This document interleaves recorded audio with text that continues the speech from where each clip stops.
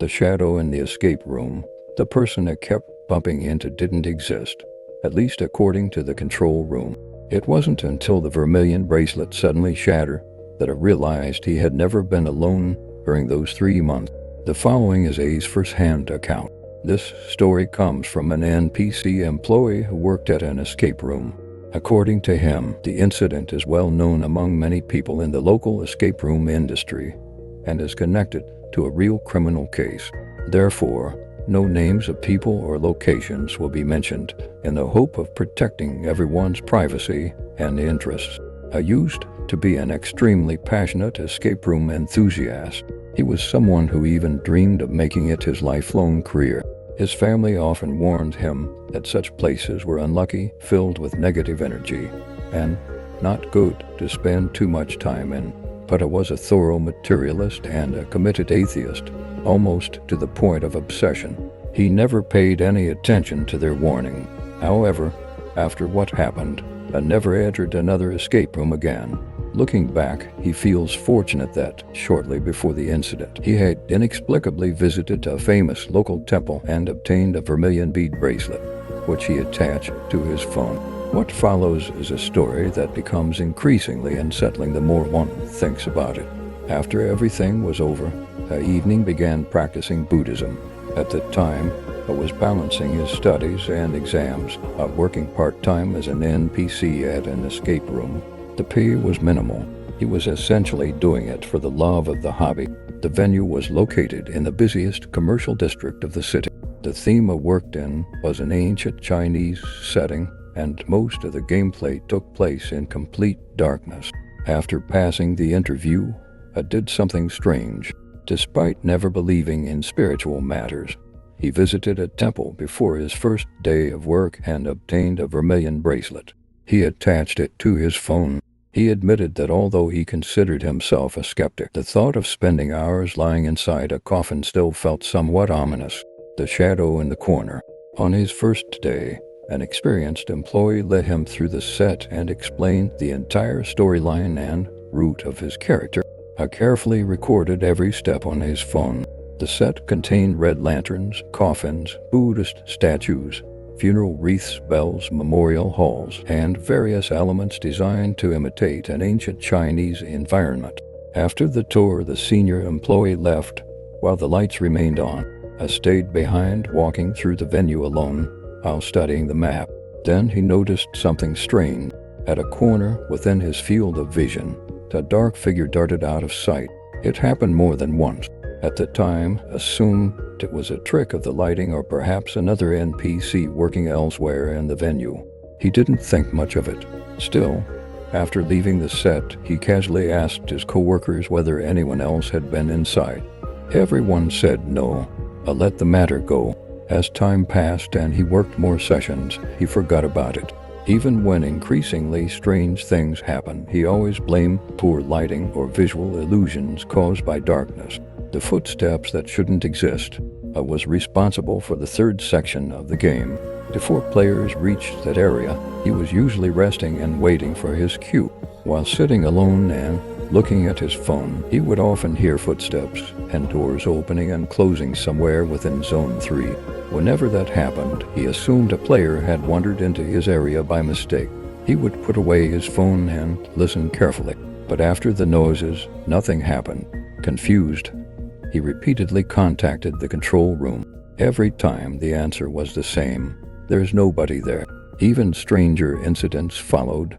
Several times, after chasing players and returning to his next position through the pitch-black corridors, I physically bumped into someone.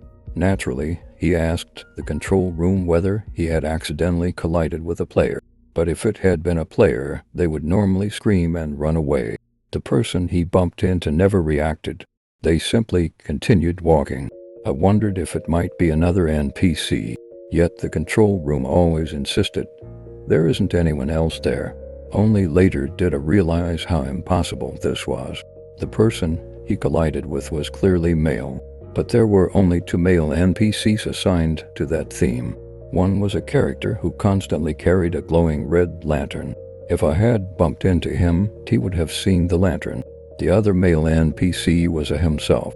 3 months of bad luck. As these strange incidents continued, I became seriously ill. He developed a severe cough and his voice grew hoarse and raspy.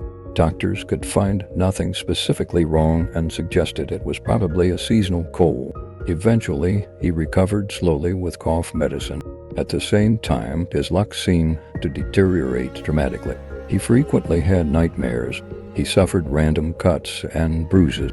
Scabs appeared on his arms and legs without any clear explanation. Most disturbingly, he gradually developed an unexplained fear of going to work. The story about the death downstairs. One night after work and several coworkers went to a karaoke bar.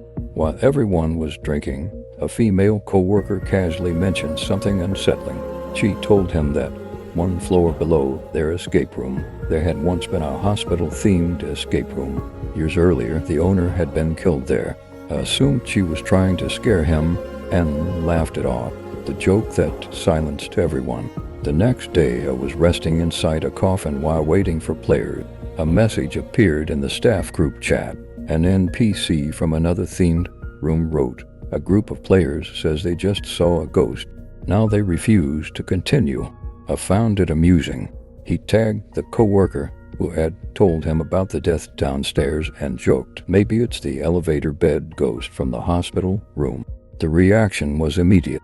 The chat fell completely silent. For nearly a minute, nobody responded. Then the owner's wife tagged him and urgently told him to stop saying things like that. She wrote, "Amitabha Buddha. He's just a kid. Children don't know better." The veteran employee who had trained him also tagged him and said, "How dare you even bring that up?" I was confused. Then something happened. He suddenly felt a cold gust of wind striking his face inside the dark room. Goosebumps spread across his body. His hand holding the phone felt weak and numb. The vermilion bracelet shatters. After work, the female co-worker finally explained everything. That same night, I resigned, claiming academic pressure as the reason. When he returned home, he opened his wardrobe to put away some clothes. The moment he closed the wardrobe door, the vermilion bracelet attached to his phone suddenly exploded apart. It had not snagged on anything. The beads simply burst and scattered. I was horrified. What had happened 3 months earlier? According to the co-workers, the hospital-themed escape room downstairs had once been managed by the same team that now operated A's workplace. 3 months before it was hired, the venue had been transferred to a new owner. One day, police officers and paramedics rushed into the building. The new owner had died. He was testing a mechanical lifting bed used in the hospital-themed set. While sitting on the bed and adjusting the controls, he accidentally pressed the lift button twice instead of once. By the time he realized he was being pushed into the ceiling, it was too late. He could not lower the bed. He was crushed against the ceiling and died.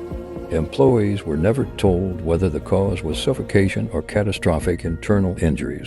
They only knew that when emergency responders arrived, there was no attempt at resuscitation. His body was removed in a body bag.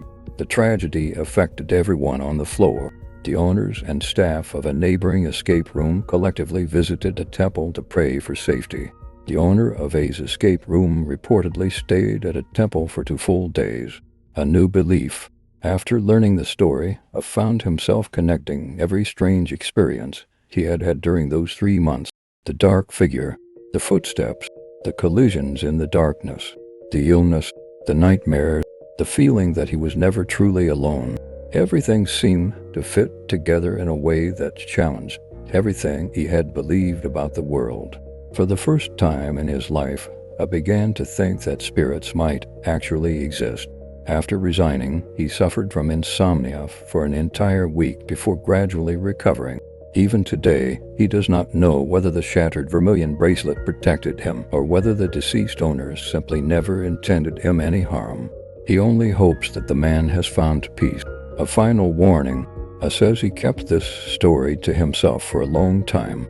By sharing it now, he hopes not only to relieve some of the burden he has carried, but also to offer a warning. People who are physically weak or easily affected by stress should think carefully before participating in intense escape room experiences especially those involving horror or ancient funeral themes. More importantly, he wants NPCs and escape room employees to pay attention to workplace safety. Only recently, a tragic accident reportedly claimed the life of a female NPC who portrayed a hanging ghost.